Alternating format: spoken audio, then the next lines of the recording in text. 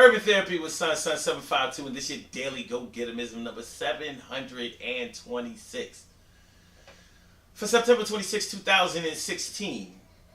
All right.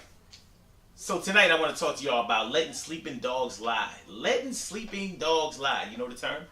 Well, what the term means is that when you don't pursue a situation that was unresolved, you don't pursue it any farther. In other words, you just let it go. You just let it go. Sometimes it's hard for people to do it.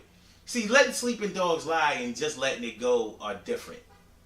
Because when you just let it, when you just let something go, it may have already been resolved, but not resolved to your satisfaction, and it may have been unresolved. When you let sleeping dogs lie, normally 9 times out of 10, the situation is unresolved. Period. But for whatever reason, it's like, oh, well, yeah, you know what? I could go ahead and push the envelope on this thing. But in the long run, it's probably not going to benefit anybody. It's not going to help the situation. It's not even going to help me. So I guess I just better leave that right there. Let sleeping dogs lie. For example, let's say, and I gave this example on the radio show this morning. Y'all should make sure y'all check out the Daily Go Getimism show every day, 6 a.m. But anyway, I get to that at the end of the video. Let's say somebody robbed your house. They burglarized your crib, and you know who did it. You know who did it, and not only do you know who did it, other people know who did it. So it's like the elephant in the room. Now, you've been looking for this person because they done disappeared. They was normally always where you could find them, and now all of a sudden they ain't nowhere to be found. So let's say they moved out of state or out of town for a minute. You know what I mean? So you weren't able to catch up with them. Now, they stole some stuff from you. It wasn't just material stuff. It was stuff that you really can't get back because it was like sentimental stuff, heirlooms, things that really can't be replaced, things that don't really have a price value to them. Things like pictures, things like letters, and they may not have even meant to steal that stuff, but in the midst of them stealing everything else, all of that stuff was mixed in with it, and they got it. They can't return it to you because you'll know that they stole it, even though you already know. So they moved out of town, and you wasn't able to catch up with them. Now they come back in town. They come back in town and they get locked up for some other shit that they did.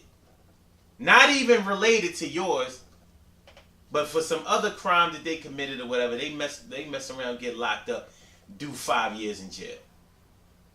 So you never had a chance to address them about the situation of them robbing you, and they done got locked up, and they don't come home until 5 years later. Now, they was gone out of town for a year and then locked up for a year, so it's 6 years later. And they finally come home. And it's like, let's say while they was in jail, they done got all messed up. You know what I'm saying? They just, like, they don't look good. Now, you still angry about them robbing you in the first place. But somehow, life done caught up to them and dealt them a bad deck of cards. I would call it karma, but I can't call it karma because karma is not something that you witness happen to other people. Like, a lot of people don't understand that about karma. But that's a whole nother conversation too.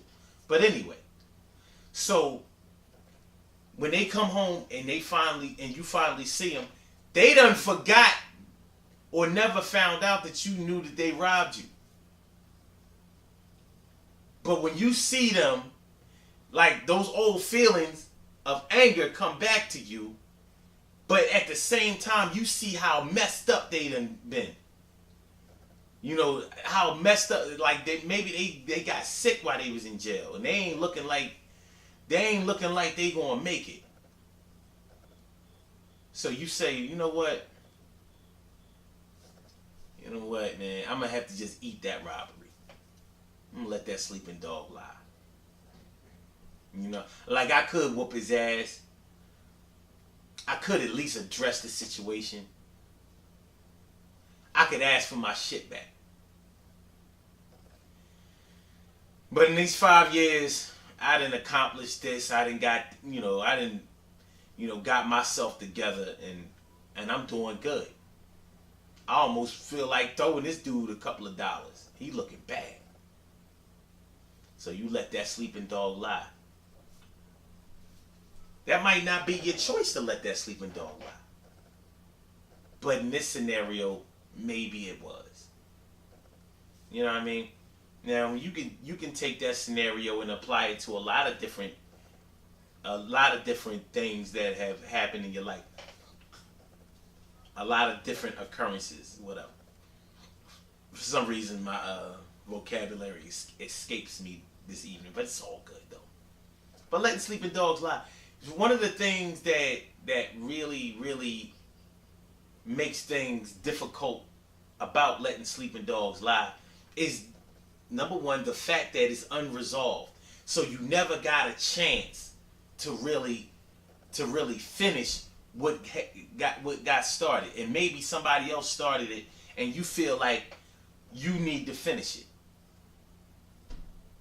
But you got to let these sleeping dogs lie because other things have happened that wouldn't make finishing things look good on your behalf. So maybe even though you were the victim in the whole thing, your retaliation is going to make you look like the aggressor. It's going to make you look like the bully. It's going to make you look like the bad guy. So you caught between a rock and a hard place. You damned if you do, you damned if you don't. You the bad guy if you move, you the bad guy if you stay. So you just gotta eat that. Let sleeping dogs lie. It ain't easy. Because some people are so passionate about shit, they be like, man, I ain't letting no sleeping dogs lie. You let it go, I ain't letting it go. I know how it be. And I'm not even going to be in this video tonight and tell you that you shouldn't do what your heart feels. But just like in all things, man, we have to weigh the cost. Sometimes things are worth it, and sometimes they're just not worth it. Sometimes when they're not worth it, those are the times when we just have to let sleeping dogs lie. Holler back. Good things happen to those who wait. Great things happen to those who grind. And anything can happen to those who go for theirs. So go hard, go for yours. And remember, just like I said, the hardest part about the whole letting sleeping dogs lie thing is that the issues are unresolved. And it puts you in a position where you feel like you shouldn't say something, even though you know that deep down in your heart you want to say something. You feel like you better not say something, even though deep down in your heart you feel like you really need to say something. It takes so much resolve, maturity, experience, and basically man juice, woman juice in order to let sleeping dogs lie. One thing that I want to impress upon y'all and make very, very clear: letting sleeping dogs lie is not about cowardice. It's not about cowardice. It's not about being afraid to do anything. I want to make that perfectly clear because a lot of times we get that twisted. Oh, you ain't do nothing because you scared this. No, that's not what letting sleeping dogs lie is all about. Letting sleeping dogs lie is all about choosing the best decision for you, even though you have other options. So you take the high road only because the high road really is the best decision, not because you're scared to move. Just wanted to make that clear. Make sure y'all listen to the Daily Go Getimism show every single day, 6 a.m. Eastern Standard Time. Holla back. blogtalkradio.com/Sun752. Call in number 347-677-1533. You can call in, listen to the show. You don't have to comment or anything. But if you want to comment, all you have to do is press number 1. Call-in number, once again, is 347-677-1533. Every single day, 6 a.m. Eastern Standard Time. Yeah, I know it's early, but it's the bomb. It's worth it. Don't let that sleeping dog lie. That's my word. And you can always check you can always listen to the rebroadcast of the show by going to blogtalkradio.com/Sun752. Alright?